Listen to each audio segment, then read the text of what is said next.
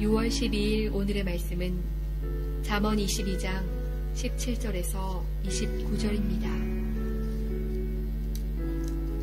너는 귀를 기울여 지혜 있는 자의 말씀을 들으며 내 지식에 마음을 둘지어다. 이것을 내 속에 보존하며 내 입술 위에 함께 있게 함이 아름다우니라. 내가 네게 여호와를 의뢰하게 하려 하여 이것을 오늘 특별히 내게 알게 하였노니 내가 모략과 지식의 아름다운 것을 너를 위해 기록하여 내가 진리의 확실한 말씀을 깨닫게 하며 또 너를 보내는 자에게 진리의 말씀으로 회답하게 하려 함이 아니냐. 약한 자를 그가 약하다고 탈취하지 말며 곤고한 자를 성문에서 압제하지 말라.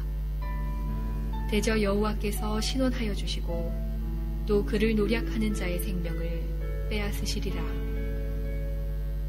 노를 품는 자와 사귀지 말며 울분한 자와 동행하지 말지니 그의 행위를 본받아 내 영혼을 올무에 빠뜨릴까 두려움이니라. 너는 사람과 더불어 손을 잡지 말며 남의 빚에 보증을 서지 말라. 만일 갚을 것이 내게 없으면 내 누운 침상도 빼앗길 것이라.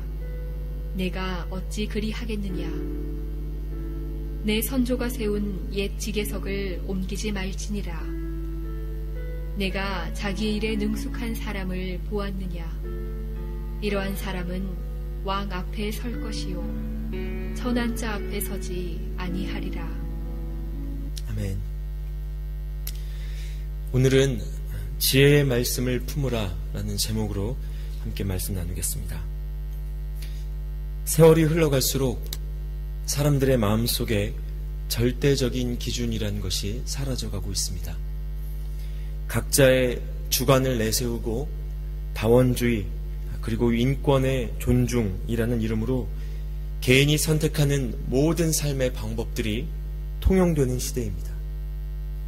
그래서 죄가 아닌 것처럼 보여지고 또 본질과 사족이 뒤섞인 채 절대 가치라는 것이 희미해지는 시대를 살고 있습니다. 그러나 하나님을 믿는 그리스도인들은 그 절대적인 가치를 붙잡고 살아가는 사람들입니다. 끝까지 성경의 절대성, 그 말씀의 진리 되심을 놓치지 않는 사람들입니다. 우리는 피조물이요 또 창조주이신 하나님이 살아계심을 알기에 그분의 말씀을 신뢰하고 따라갑니다. 물론 하나님의 말씀에 해당하지 않는 어떠한 인간 문화의 기준을 절대화시키는 행위는 끝이 나야 합니다. 더욱 말씀을 향하여 나아가며 깨어진 지각으로 하나님 앞에 서야 합니다. 그러나 그것은 하나님 말씀의 절대성을 더욱 강화하는 방향으로 나아가는 일이지 하나님의 말씀과 그 절대적 가치의 뿌리를 흔드는 일이 되어서는 안 된다는 것입니다. 우리가 하나님을 믿는다면 우리에게 그분의 말씀은 절대적이고 또 영원하고 보편적입니다. 그래서 오늘 말씀이 우리에게 주는 교훈은 무엇보다 말씀의 중요성입니다. 17절 말씀은 이렇게 시작합니다. 너는 귀를 기울여 지혜 있는 자의 말씀을 들으며 내 지식에 마음을 둘지어다. 이것을 네 속에 보존하며 네 입술 위에 함께 있게 함이 아름다우니라. 어떻게 말씀을 대해야 한다고 합니까? 먼저는 귀를 기울이라 라고 하십니다. 말씀을 들어야 한다는 것입니다. 적어도 이 자리에 나와서 예배하고 계신 여러분 모든 분들께서는 말씀을 듣는 분들인 줄 믿습니다. 그러나 그 다음이 있습니다. 내 지식에 마음을 둘지어다 라고 말씀하십니다. 들은 말씀을 마음에 두어야 한다는 겁니다. 마음에 둔다는 것은 무슨 뜻입니까? 계속해서 묵상하고 생각해야 한다는 뜻입니다. 오늘 들은 말씀이 이 자리에서 들려지고 우리를 스쳐 지나가 버리면 그 말씀은 우리 안에 능력이 되어 역사할 수 없습니다. 그 말씀이 우리 안에 담겨지고 새겨져서 계속적으로 묵상되어질 때에 그 말씀에 따라 사는 능력이 우리 안에 드러나게 되는 것입니다. 그리고 마지막으로 네 입술 위에 함께 있게 함이 아름다우니라 라고 말씀하십니다. 무슨 뜻입니까? 말씀을 말해야 한다는 것입니다. 듣는 것으로 끝나서는 안 됩니다. 마음에 두고 새기며 계속해서 생각해야 합니다. 그리고 우리가 하는 말 속에서 말씀이 흘러나와야 합니다. 우리가 사는 삶 속에서 그 말씀이 들려져야 합니다. 누가 봐도 저 사람이 말씀으로 살고 있구나 보여져야 한다는 것입니다. 다른 어떤 세상적인 이야기들보다도 말씀이 입술에 넘쳐야 합니다. 이것이 바로 여호와를 의뢰하는 삶이요 하나님을 의지하는 삶이다라는 것을 오늘 말씀이 가르쳐주고 계십니다. 이 시간 주어지는 이 말씀 역시 우리가 듣고 또 마음에 두고 말하는 열매가 있기를 기도합니다. 특별히 오늘 말씀은 계속해서 이런 삶에서 나타나는 세 가지 특징을 보여주고 있습니다. 첫째, 여호와의 말씀을 따라 사는 사람의 삶에는 재정관리, 즉 경제활동에 있어서 하나님의 주권을 인정하게 된다는 것입니다. 22절 말씀에 약한 자를 그가 약하다고 탈취하지 말며 곤고한 자를 성문에서 압제하지 말라라고 말씀하십니다. 그리고 26절 말씀에는 너는 사람과 더불어 손을 잡지 말며 남의 빚에 보증을 서지 말라라고 말씀하셨습니다.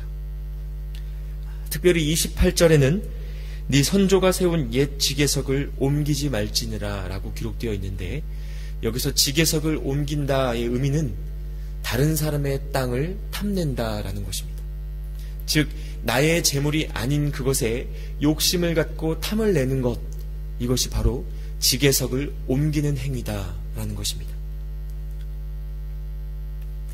구약시대의 권력자 그리고 부자들 중에는 가난하고 또 약한 자들을 탈취하여 자신의 배를 불리는 무리들이 있었습니다. 사실 구약시대뿐이 아닙니다. 이는 현대사회의 곳곳에서도 일어나는 모습입니다. 부자는 약자의 것을 탈취하여 더욱 부자가 되기를 원하고 자본주의 시대를 살고 있는 사람들의 마음속에는 부와 권력을 나의 노력의 결과다라고 받아들이는 경향이 있습니다. 내가 20년이라고 30년 일하여 이만큼의 돈을 벌었으니 이 돈은 내 거다 라는 마음이 있다는 겁니다. 그러나 같은 노력을 한다고 같은 부자나 권력자가 되는 것이 아니라는 것을 우리가 알고 있습니다. 그 안에는 여러 가지 변수가 있습니다. 경제 시장의 추이와 변동성, 그리고 문화적인 트렌드와 맞아떨어지는 타이밍 등 여러 가지 요인들이 있다는 것입니다. 물론 개인의 노력도 무시할 수 없습니다. 하지만 우리가 엊그제 보았던 잠언 21장 31절 말씀에도 이렇게 기록되어 있습니다. 싸울 날을 위하여 마병을 예비하거니와 이김은 여호와께 있느니라. 이것이 무슨 뜻입니까? 우리에게 있는 권력이나 우리에게 있는 부는 노력해서 얻은 것이 아니요 하나님의 주권으로 인하여 허락되고 주어진 것임을 말하고 있는 것입니다. 물론 우리의 노력이 있을 때에 더욱더 많은 열매가 맺혀집니다. 그러나 지금 우리가 누리고 있는 그 모든 것이 하나님의 주권에 의하여 허락된 것이라는 것을 믿는 믿음, 그 믿음이 우리에게 있어야 한다는 것입니다. 어제 말씀 잠언 22장 2절을 통해서도 하나님께서 말씀하셨습니다. 가난한 자와 부한 자가 함께 살거니와 그 모두를 지으신 이는 여호와시니라. 즉 가난은 죄가 아니요 부유함은 특권이 아닙니다. 부유함은 오히려 하나님이 허락하신 기회이고 영적 책임이요 가난한 자를 섬기고 돕고 또 하나님의 마음이 있는 곳에 그것을 사용해야 할 사명임을 오늘 말씀이 가르쳐주고 있습니다. 다시 말해 자기가 가진 모든 것의 주인이 하나님이신 줄 알고 그분의 주권을 인정하며 삽니다. 그러므로 가난하고 약한 자를 억압하고 무시하거나 빼앗으려 하지 않습니다. 하나님 주신 재정으로 사람과 더불어 보증서지 않습니다. 기억하십시오. 나누지 않고 내 것으로 여기며 사는 것이 책임을 다하지 않는 삶일 수 있습니다. 하나님께 속한 것을 빼앗는 삶일 수 있음을 오늘 말씀이 가르치고 계십니다. 둘째, 여호와의 말씀을 의뢰하는 삶은 분노에 매이지 않는 삶입니다. 24절, 25절 말씀에 이렇게 기록되어 있습니다.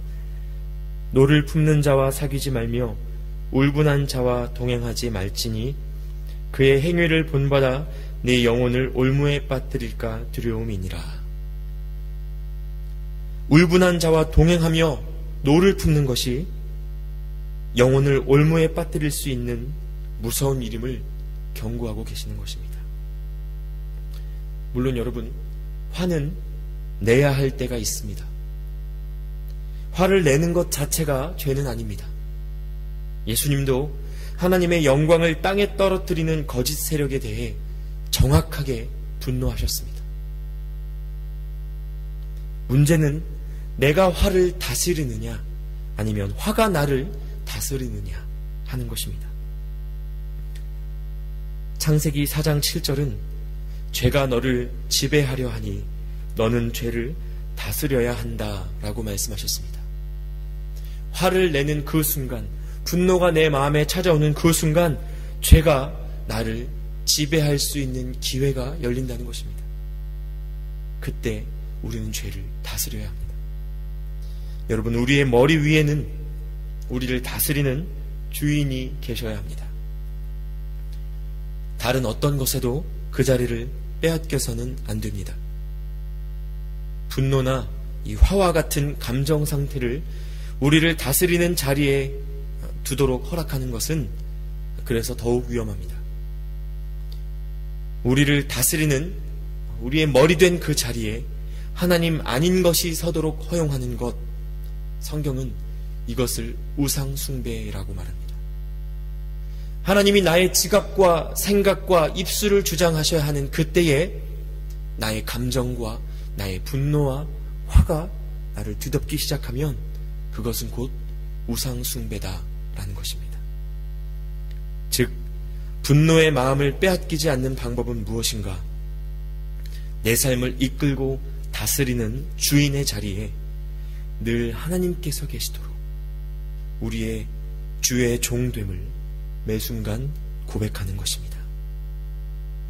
사실 나의 종됨을 인정하면 내게 벌어지는 모든 이해 못할 일들에 대해 하나님의 뜻이 있음을 믿게 됩니다. 하나님, 나는 이 일을 알지 못하지만, 나는 이 일이 억울하고, 나는 이 일이 화가 나지만, 하나님, 내 주 되시는 주의 뜻이 있는 줄 내가 믿습니다. 하나님, 이 시간 내가 어떻게 행해야 하겠습니까? 묻게 된다는 것입니다. 화날 만한 일과 상황을 만나지만 하나님께서 그 일을 허락하신 이면에 부인할 수 없는 사랑과 훈련의 계획들이 있음을 보게 된다는 것입니다. 이것은 그리스도인의 자존감과도 깊이 연관되어 있습니다. 우리의 머리 위에 하나님께서, 하나님만이 주인 되신다는 사실은 한편으로 그 외 세상의 모든 것이 하나님의 자녀된 우리의 다스림 아래에 있다는 것을 의미하기도 하기 때문입니다. 그래서 하나님과의 바른 관계 정립이 있는 자, 하나님만을 주로 모시는 그 사람이 세상을 영적 권세로 다스립니다. 여호와의 말씀을 의뢰하는 자는 그래서 분노를 다스리는 자입니다. 마지막으로 셋째, 하나님을 바로 의지하는 자는, 말씀을 의뢰하는 지혜자는 자기의 일에 능숙한 사람이다 라고 말씀하십니다. 29절 말씀에 네가 자기의 일에 능숙한 사람을 보았느냐? 이러한 사람은 왕 앞에 설 것이요 천한 자 앞에 서지 아니하리라 라고 말씀하십니다. 여기에서 능숙하다 라는 단어의 의미는 부지런하고 성실하게 훈련되어 있다 라는 의미입니다. 다시 말해 하나님이 맡기신 그 자리에서 최선을 다하되 모든 일에 충성스럽고 성실한 종으로 준비되어 있다는 뜻입니다.